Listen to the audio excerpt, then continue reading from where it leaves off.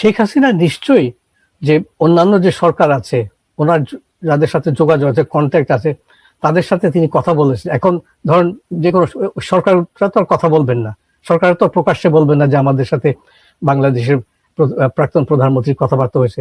তো তিনি নিশ্চয়ই কথাবার্তা বলে আলোচনা করে ওদের মতামত নিয়ে বা ওদের এই ব্যাপারে তাদের সেন্টিমেন্ট গুলো কি, এটা জেনেই তিনি ঘোষণা করেছেন। এবং যেহেতু তিনি ভারতে আছেন এবং যেহেতু তিনি 15 বছর ক্ষমতায় ছিলেন, এর আগে আরো 5 বছর, মোট 20 বছর ক্ষমতায় ছিলেন, তার যে যোগাযোগটা খুবই বিস্তৃত। তো আমি এটা বিশ্বাস করব না যে তিনি হুট করে নিজেই একদিন ঘুম থেকে উঠে বললেন যে আমি দেশে যাব এবং মৃত্যুদণ্ড যাই হোক আমি দেশে যাবো না। তিনি সবার সাথে আলাপ করেছেন। এবং আলাপ না করে থাকলে এই যে আমরা শুনেছি যে ভারতীয় হাই কমিশনার তিনি গিয়েও ওনার সাথে দেখা করেছেন বা ওনার সাথে যোগাযোগ করেছেন। এবং ভারতীয় সরকার নিশ্চয়ই, যদিও তারা পাবলিকলি বলছেন যে এটা ওনার সংবাদ সম্মেলনের সাথে আমাদের কোনো সম্পর্ক নাই, তা তো অবশ্যই নাই, ঠিক আছে, কিন্তু তারাও ভালো করে জানেন, নিশ্চয়ই জানেন যে শেখ হাসিনা এটা ঘোষণা করার আগে নিশ্চয়ই তারা এটা জানতেন। এবং আমি অবাক হব না যে সুদূর ওয়াশিংটনে, লন্ডনে এবং প্যারিসে বা ব্রাসেলসে যদি সবাই আগে থেকে জানেন তিনি এই ঘোষণাটা করবেন। তো আমার যেটা বিশ্বাস যে তিনি ওনার যে আন্তর্জাতিক যে যোগাযোগগুলি আছে, ওই যোগাযোগের মাধ্যমে তিনি যোগাযোগ করে তিনি আপনার মানে যেটা বলে টেস্টিং দ্য ওয়াটার্স, এটা করে তিনি এই ঘোষণা করেছেন।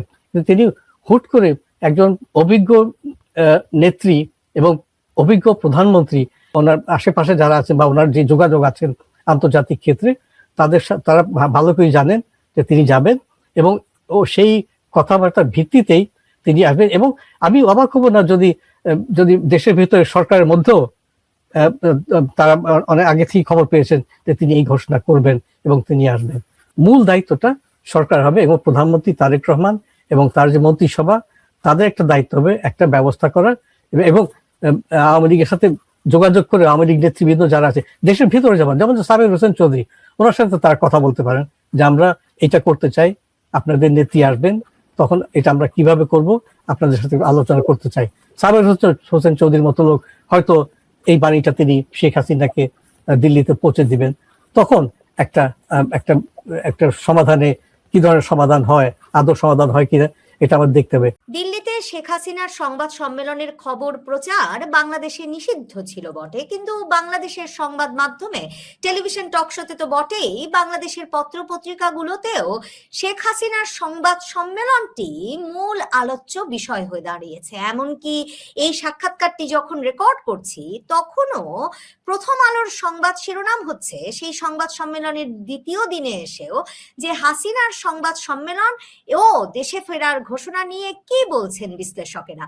মানে বিশ্লেষকেরা কি বলছেন, কি হতে পারে, হাসিনা কি আদৌ ফিরবেন নাকি তিনি কোনো রাজনৈতিক কৌশলের আশ্রয় নিচ্ছেন, এসব নানা ছুতোয় নানা রকম কথায় আসলে মূলত শেখ হাসিনার দেশে ফেরার ঘোষণাটিকেই নানা দিক থেকে আলোচনা করে যাচ্ছে বাংলাদেশের সংবাদ মাধ্যম। আর সারা বিশ্বের সংবাদ মাধ্যমে দিল্লির এই 5ই আগস্টের সংবাদ সম্মেলনের পরেও শেখ হাসিনার দেশে ফেরার ঘোষণাটি আবারও সংবাদ শিরোনাম হয়েছে এবং বিভিন্ন আন্তর্জাতিক বিশ্লেষকেরা বিভিন্ন ভাষায় এ বিষয়ে বিশ্লেষণ প্রকাশ করছেন। শেখ হাসিনা দেশে ফেরার ঘোষণা তো দিয়ে দিয়েছেন, বলে দিয়েছেন ডিসেম্বরের মধ্যে ফিরবেন। এরপর শেখ হাসিনা, আওয়ামী লীগ কি করবেন, কি ঘোষণা দিয়ে বা কি করে এই মোমেন্টামটা ধরে রাখতে পারবেন, এই যে সংবাদ মাধ্যম জুড়ে সারা পৃথিবীতে যে একটা বিশ্লেষণ এবং এক রকমের মনোযোগের কেন্দ্রে চলে এসেছেন, সেই সময়টা, সেই মুহূর্তটা কি করে ধরে রাখা যাবে, এসব প্রসঙ্গে আলোচনায় আমার সঙ্গে যুক্ত হয়েছেন সিনিয়র সাংবাদিক সৈয়দ বদরুল আহসান। সৈয়দ বদরুল আহসান, আপনাকে স্বাগত জানাই। বদরুল ভাই, মানে ঠিক কি করবেন এরপরে শেখ হাসিনা? মানে মূল ঘোষণা হয়ে গেছে কয়েক দফায়, এই নিয়ে সংবাদ শিরোনামও হয়ে গেছে এবং বাংলাদেশের সংবাদ মাধ্যম নানা বিধিনিষেধের মধ্যে তো বটেই, আন্তর্জাতিক সংবাদ মাধ্যমও ক্রমাগত বিশ্লেষণ ছেপে যাচ্ছে যে কি করে সম্ভব ফাঁসির রায় মাথায় নিয়ে এই সাবেক প্রধানমন্ত্রী দেশে ফেরার ঘোষণা দিচ্ছেন। এরপর আসলে ডিসেম্বর পর্যন্ত আপনি আপনি কি রোড ম্যাপ দেখেন? অনেক সংবাদ মাধ্যম প্রত্যাশা করেছিল শেখ হাসিনা 5ই আগস্ট একটা রোড ম্যাপ দেবেন। তিনি আসলে কোনো বিস্তারিত বলেন নাই, রাজনৈতিক কৌশলের অংশ হিসেবেই হয়তো বলেন নাই। কিন্তু কি করবেন শেখ হাসিনা, আওয়ামী লীগ আগামী মাসগুলোতে আপনার মনে হয়? আমার যেটা মনে হয়, তিনি যে ঘোষণা দিয়েছেন, আগেও ঘোষণা করেছেন, তারপরে সেদিন 5 তারিখে আনুষ্ঠানিকভাবে তিনি সংবাদ সম্মেলনে তিনি জানিয়ে দিলেন, প্রেস ব্রিফিং যেটা বলি আমরা, জানিয়ে দিয়েছেন। এখন আমার যেটা ধারণা, তিনি তো সব কথা এতগুলো প্রশ্ন করা হয়েছে ওনাকে সেই সংবাদ সম্মেলনে, প্রেস ব্রিফিং এ, তো তিনি সেগুলো সবগুলো উত্তর দেননি। উত্তর না দেওয়ারও অবশ্য কারণ আছে, সবকিছু কিন্তু এইভাবে প্রকাশ করা যায় না। তো আমি যেটা ভাবছি, আমি যেটা মনে করছি, আমার সাথে অনেকে আমার একমত আছে, আমার বন্ধু বান্ধব তাছাড়া সংবাদপত্র জগতে আছেন, এখানে আছেন, দেশে আছেন, তো তারা একই কথা বলছেন যে নিশ্চয়ই কোনো একটা স্ট্র্যাটেজির কথা তিনি ভাবছেন, যে কিভাবে এখন কি করা হবে। যেমন তিনি কতগুলি দাবি তুলেছেন, আপনিও শুনেছেন, আমিও শুনেছি, যে আওয়ামী লীগের উপর নিষেধাজ্ঞা তুলে নিতে হবে, যারা বন্দী আছেন, রাজনৈতিক বন্দী ভাবে তাদেরকে কারাগারে পাঠানো হয়েছে, নিক্ষেপ করা হয়েছে, তাদেরকে মুক্তি দিতে হবে।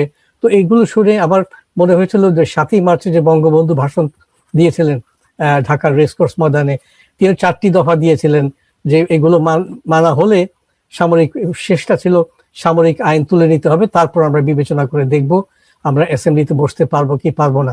সেটা ছিল একটা ভিন্ন পরিস্থিতি।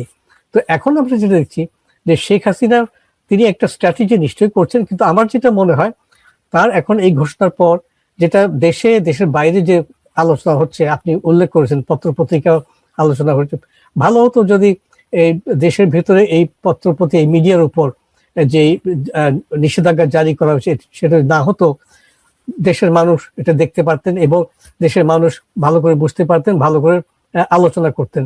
এখন যেটা আমরা দেখছি বিভিন্ন পত্রিকায়, আপনি যেমন উল্লেখ করেন, আমরাও দেখছি এ নিয়ে আলোচনা হচ্ছে। তো এই আলোচনাটা যেটা, এই ধরনের আলোচনার মধ্যে এই ধরনের আলোচনা করতে গিয়ে আপনার কোনো নিষেধাজ্ঞা, যদি আমরা গণতন্ত্রে বিশ্বাস করি, যেমনটি বর্তমান সরকার যারা বলছেন তারা গণতন্ত্র চান, দেশের স্থিতিশীলতা চান, তো সেই ক্ষেত্রে নিষেধাজ্ঞা জারি করাটা আমার মনে ঠিক হয়নি।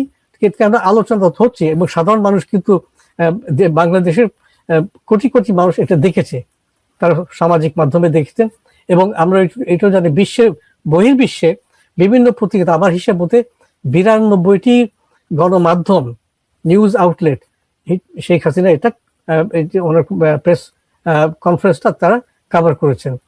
এখন যেটা আমি মনে করি যে আওয়ামী লীগের পক্ষ থেকে শেখ হাসিনার নেতৃত্বে তিনি একটা অ্যাডভাইজারি কাউন্সিল করা দরকার, একটা গ্রুপ তৈরি করা দরকার। যেমনটি আমরা যা 71 দেখেছি, আপনি 71 সম্বন্ধে নিশ্চয়ই যা পড়েছেন ভালোই জানেন, সেটা হচ্ছে যে বঙ্গবন্ধু তো পাকিস্তানি আমলে পাকিস্তানের সেনাবাহিনী ওটাকে গ্রেপ্তার করে নিয়ে চলে গেল, কিন্তু বঙ্গবন্ধু কিন্তু দ্বিতীয় টিয়ার, সেকেন্ড টিয়ার অফ লিডারশিপ যেটা বলি, তিনি তৈরি করে গিয়েছেন। সৈয়দ নজরুল ইসলাম, তাজউদ্দিন, বাকি যারা ছিলেন, এরা মুক্তিযুদ্ধ পরিচালনা করলো, মুক্তি বাহিনী গঠন করলেন এবং পাকিস্তানের বিরুদ্ধে যুদ্ধ ঘোষণা করে দেশকে বঙ্গবন্ধুর ইন্সপিরেশনে, বঙ্গবন্ধুর নেতৃত্বে তারা দেশটাকে স্বাধীন করে দিলেন। তো শেখ হাসিনার ব্যাপারে আমার মনে একটা সময় এসছে, তিনি তার যে আশেপাশে যারা আছেন আওয়ামী লীগের, দেশের ভেতরে আছেন, এখন দেশের ভিতরে সমস্যা হচ্ছে তিনি যাকে দায়িত্ব দিবেন হয়তো তিনি দায়িত্ব নিতে অপারগ হবেন, যেহেতু গ্রেপ্তারের একটা ভয় আছে।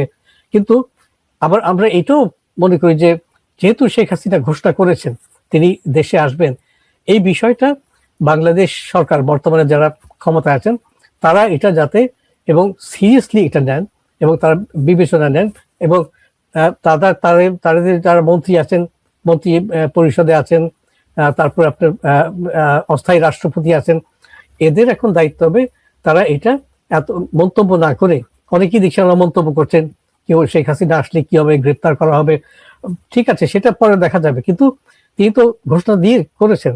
এতদিন তো সবাই বলে বেড়াচ্ছে, এমনকি পত্র পত্রিকা বেশ কয়েকটি আমাদের যে গণ্যমান্য পত্রিকা যাদেরকে বলি, সম্পাদক যাদেরকে বলি, তারাও বলে বেড়াচ্ছেন এখন পর্যন্ত শেখ হাসিনা পালিয়ে গেছেন।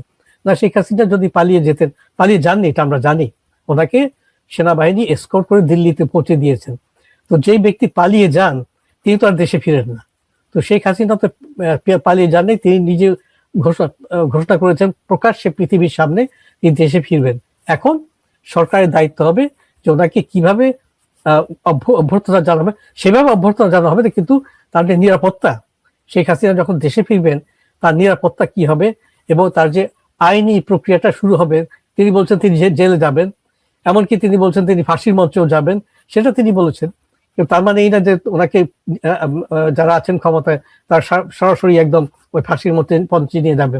একটা আইনের ব্যাপার আছে, রুল অফ ল আছে, এটা সরকারের দায়িত্ব হবে তাদের নিরাপত্তা। এবং শেখ হাসিনা যে কথাগুলো বলেছেন এটা কিন্তু সরকারকে এমন একটা পরিস্থিতিতে দিয়েছে যে সরকার যে সরকার এতদিন সরকার এবং সরকারের সমর্থক যারা আছেন এবং ইউনূসের আমলে যারা এই কাজগুলো করেছেন তারা কিন্তু একটু বিব্রত বোধ করছেন। তো তারা বিব্রত বোধ না করে পরিস্থিতি কিভাবে সামাল দিতে হবে এটা তাদের বিবেচনা করা উচিত। আর শেখ হাসিনার যেটা দায়িত্ব হবে, তিনি তার আশেপাশে তিনি একটা সেকেন্ড টিয়ার অফ লিডারশিপ তৈরি করবেন এবং সেই নেতৃত্বের মাধ্যমে উনি কিভাবে দেশে ফিরবেন এটা পরিষ্কার করতে হবে।